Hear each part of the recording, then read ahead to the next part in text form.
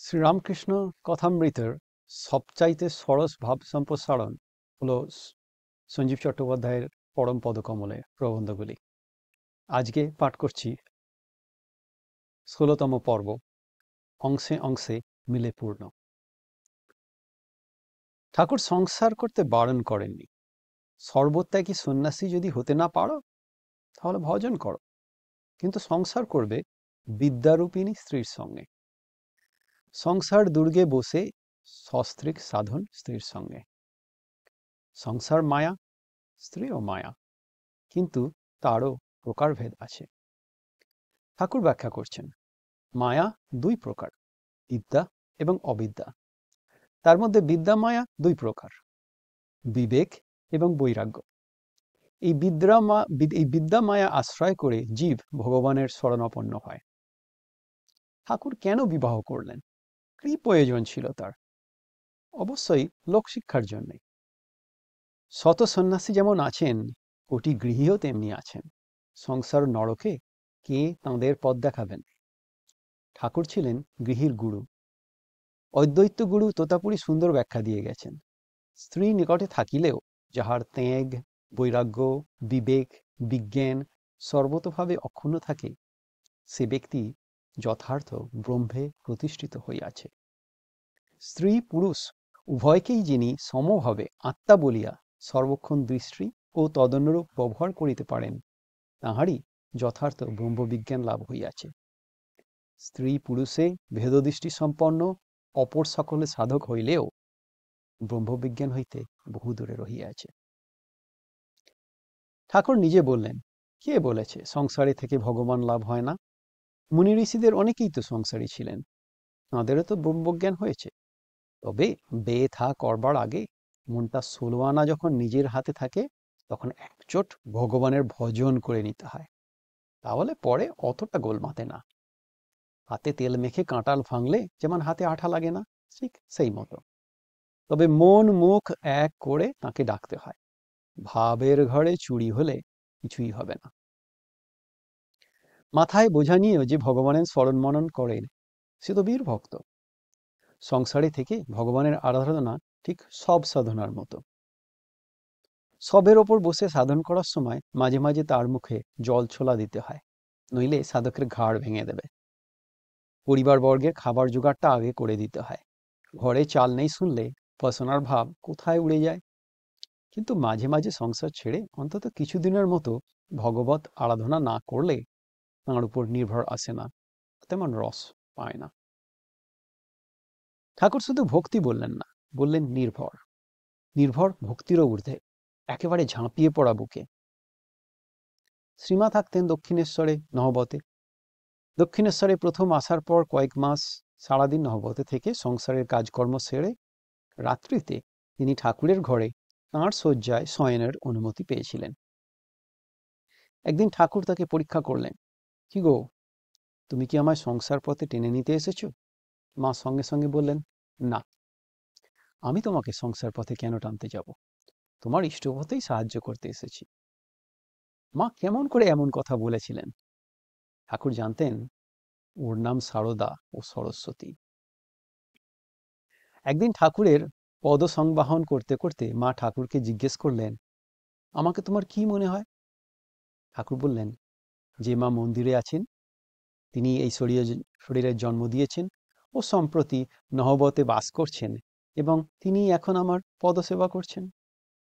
সাক্ষাৎ আনন্দময়ী রূপ বলে তোমাকে সর্বদা সত্য সত্য দেখতে পাই।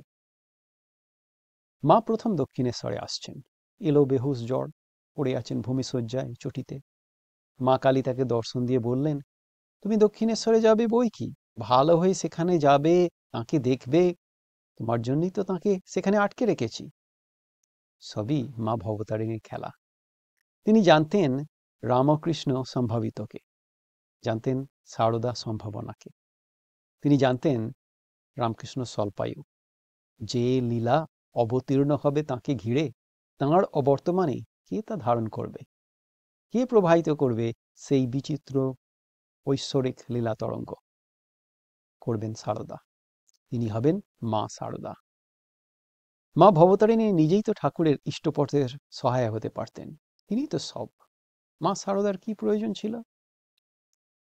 ঠাকুর নিজেই বলেছেন, মহামায়া দ্বার ছাড়লে তার দর্শন হয়। মহামায়ার দয়া চাই, তাই শক্তির উপাসনা। একবার এক যুবক ভক্ত ঠাকুরকে বলছে, আপনাকে যারা অবতার বলে তারা ইতর। ঠাকুর বিস্মিত, সে কি কথা, তুমি তাদের ছোট লোক বলছো?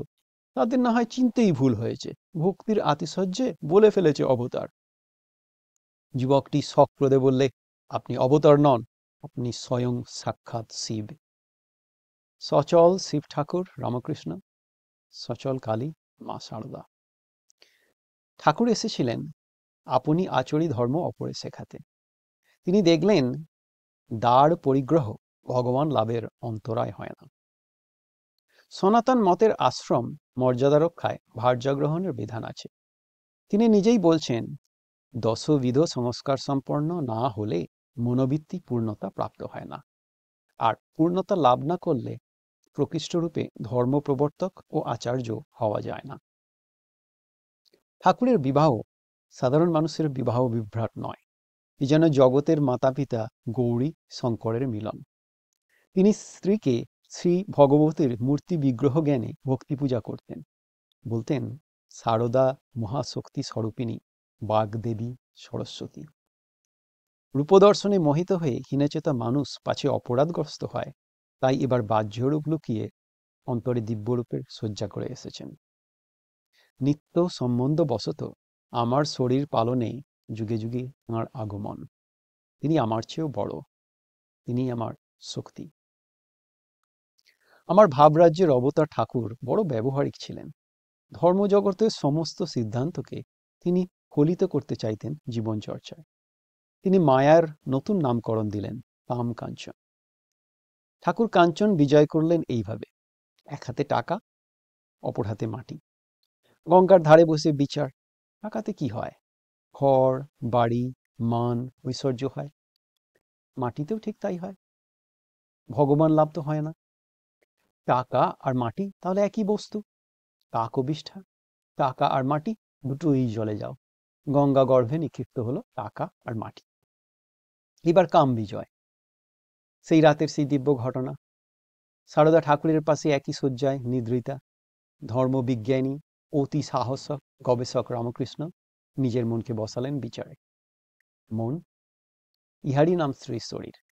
লোকে ইহাকে পরম উপাদেয় ভোগ্যবস্তু বলিয়া জানে এবং ভোগ করিবার জন্য সর্বক্ষণ লালায়িত হয়, কিন্তু উহা গ্রহণ করিলে দেহেই আবদ্ধ থাকিতে হয়, সচ্চিদানন্দ ঈশ্বরকে লাভ করা যায় না। ভাবের ঘরে চুরি করিও না, পেটে একখানা মুখে একখানা রাখিও না। সত্য বলো, তুমি উহা গ্রহণ করিতে চাও অথবা ঈশ্বরকে চাও? যদি উহা চাও তো এই তোমার সম্মুখে রহিয়াছে, গ্রহণ করো। ঠাকুর যেই হাত বাড়াতে গেলেন অমনি গভীর সমাধি। ঠাকুর বলেছেন, ও যদি এত ভালো না হতো, আত্মহারা হয়ে তখন আমাকে আক্রমণ করতো, তাহলে সংযমের বাঁধ ভেঙে দেহবুদ্ধি আসতো কিনা কে বলতে পারে। বিবাহের পর মাকে ব্যাকুল হয়ে ধরেছিলাম, মা, আমার পত্নীর ভিতর থেকে কামভাব এককালে দূর করে দে। মা সে কথা সত্য সত্যই শুনেছিলেন। ফলহারিণী কালী পূজার সেই রাত, ঠাকুরের সেই ঘর, আলিম্পন ভূষিত দেবীর পিঠে শ্রী সারদা অর্ধবাহ্য দশায় সমাসীনা। কলসের মন্ত্রপুত্র বাড়ি বারে বারে সিঞ্চিত হলো তাঁর সঙ্গে। তাঁকে অভিষিক্ত করে মন্ত্র শ্রবণ করিয়ে প্রার্থনা মন্ত্র উচ্চারণ করলেন ঠাকুর। হে বালে, হে সর্বশক্তির অধীশ্বরী মাত, ত্রিপুর সুন্দরী সিদ্ধদ্বার উন্মুক্ত করো। ইহার শরীর মনকে পবিত্র করিয়া ইহাতে আবির্ভূত হইয়া সর্বকল্যাণ সাধন করো।